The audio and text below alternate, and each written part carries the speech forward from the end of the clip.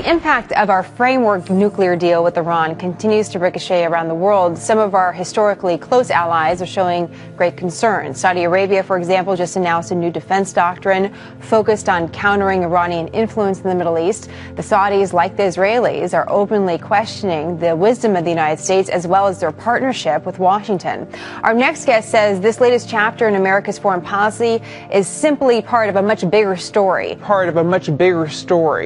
Walter Russell Mead writes this: increasingly, as we look around the world, we see key actors, both allies and adversaries of the United States, beginning to act as if the United States is losing the interest and the capacity to act in their regions. Worse, we see signs that with the noblest of intentions, the Obama administration is in a kind of headlong retreat from the kind of global engagement that, in our view, offers the best hope for peace. Joining me now, Walter Russell Mead, the professor of humanities and foreign policy at Bard College and editor-at-large for the American Interest, which is where I read his blog online on a regular basis. So, Walter, it's nice to have you back with us. Good to be here. So what you really point out in your latest essay is that there's the deal with Iran, and then there's the broader policy. And we have to be careful about making one or the other too big of a deal, meaning saying that this one deal with Iran is our approach to the entire region. Can you explain why that's important for us now?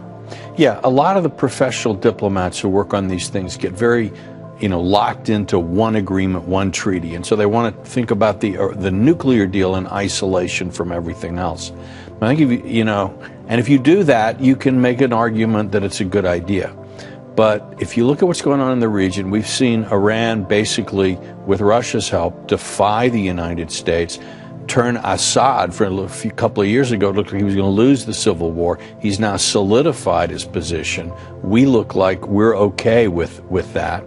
Iran has basically been able to extend a kind of a control. Lebanon, Iraq, Syria, the whole Fertile Crescent, in a sense, is coming under Iranian control. When people like the Saudis look at this, they go ballistic. This looks to them like an existential threat to their security. The Obama administration has talked about aggressive diplomacy, and the president just made a statement last night saying, this is what I promised. I was going to talk to Iran, and this is what we're doing. We are engaging. You're saying, though, that they're not. Why? Well, what I'm saying is they're engaging on a very limited context, the nuclear issue. They're not engaging with what people in the region and actually what the Iranians themselves see as the big point, which is that Iranian influence is kind of spreading almost unchecked across the Fertile Crescent. And why do you think we're missing that? Well, I think it's partly because it's unpleasant. But I think it's also because, again, for President Obama, things like chemical weapons and nuclear weapons seem in some ways more important and compelling than things like the regional balance of power as a reason for American engagement. One of the things that you write is that this may end up making war more rather than less likely.